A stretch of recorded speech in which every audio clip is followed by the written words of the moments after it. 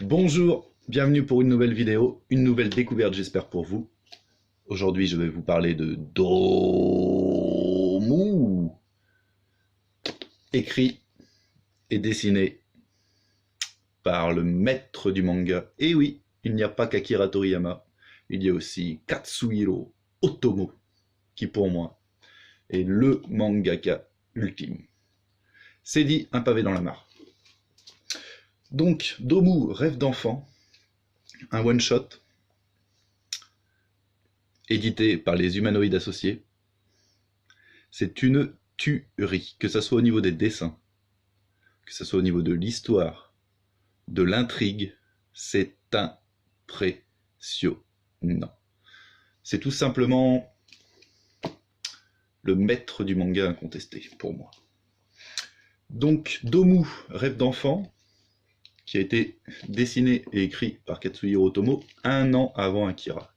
Il a fait ce manga en 1983 et ensuite a publié en 1984, il a commencé du moins, Akira, qui pour moi est numéro 1, numéro 2 avec Dragon Ball. Voilà, c'est compliqué, mais dans mon cœur, je pense que c'est vraiment numéro 1.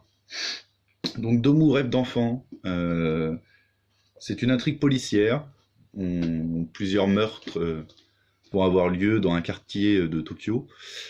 Donc on va suivre des enquêteurs, on va suivre aussi des enfants et des personnes âgées, car il aime bien mélanger les enfants, les personnes âgées, et c'est vrai que généralement on a tendance à dire que les anciens sont un peu des enfants. Donc dans Domu, et on va suivre plusieurs protagonistes, et c'est vraiment une intrigue qui est hyper intéressante.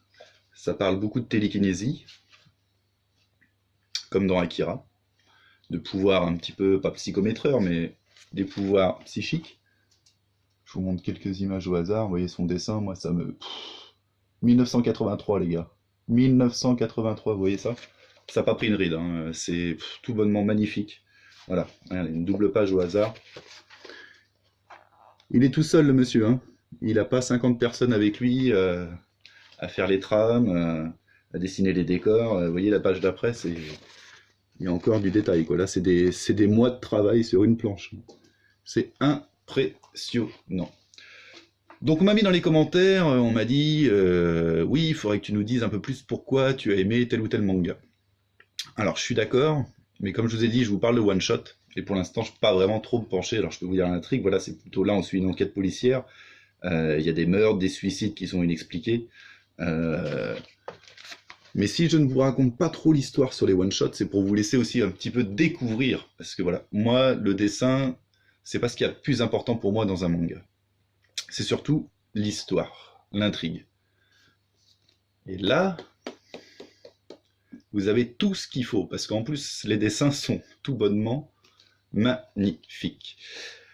Donc voilà, on va suivre des enfants, des anciens, des policiers, dans un quartier qui va exploser et qui va être mis à feu et à sang, tout en ayant une histoire, voilà, une intrigue qui va se suivre du début à la fin et vous laisser en haleine jusqu'au bout. Et franchement, pour moi, faut y aller. C'est vraiment the best of the best. C'est le meilleur du manga qu'on puisse trouver. Katsuhiro Otomo, si vous ne connaissez pas, je pense que si vous lisez des mangas et vous regardez cette vidéo, vous devez forcément connaître, vous avez dû lire Akira, j'espère.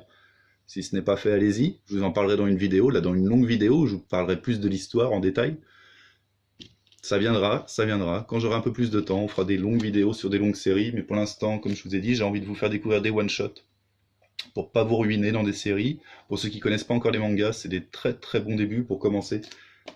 Là, allez-y, c'est tout bonnement le meilleur. Donc voilà, le dessin, la narration, l'intrigue, dedans, tout est bon. Donc, comme je vous ai dit, moi c'est plutôt l'histoire qui m'intéresse généralement.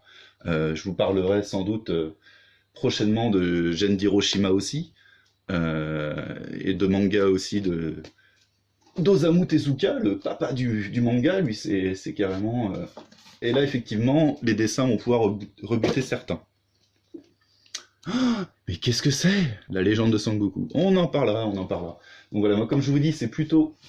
Hop, je remets ça là. C'est plutôt vraiment l'histoire qui m'intéresse. Et là, avec Katsuhiro Otomo, on a l'histoire qui est tout bonnement passionnante, science-fiction, et en plus des dessins qui sont à couper le souffle. Hein. Vraiment à couper le souffle. 1983. Hein. Donc voilà, allez-y, dites-moi si vous connaissez. Dites-moi si je vous ai donné envie de le lire. Et pour ceux qui me connaissent, ben, vous pouvez venir l'emprunter chez moi, pas tous en même temps bien sûr. Donc je vous dis à bientôt pour une nouvelle vidéo. Et j'espère que ça vous a plu. Et je vous dis à une prochaine fois. Ciao!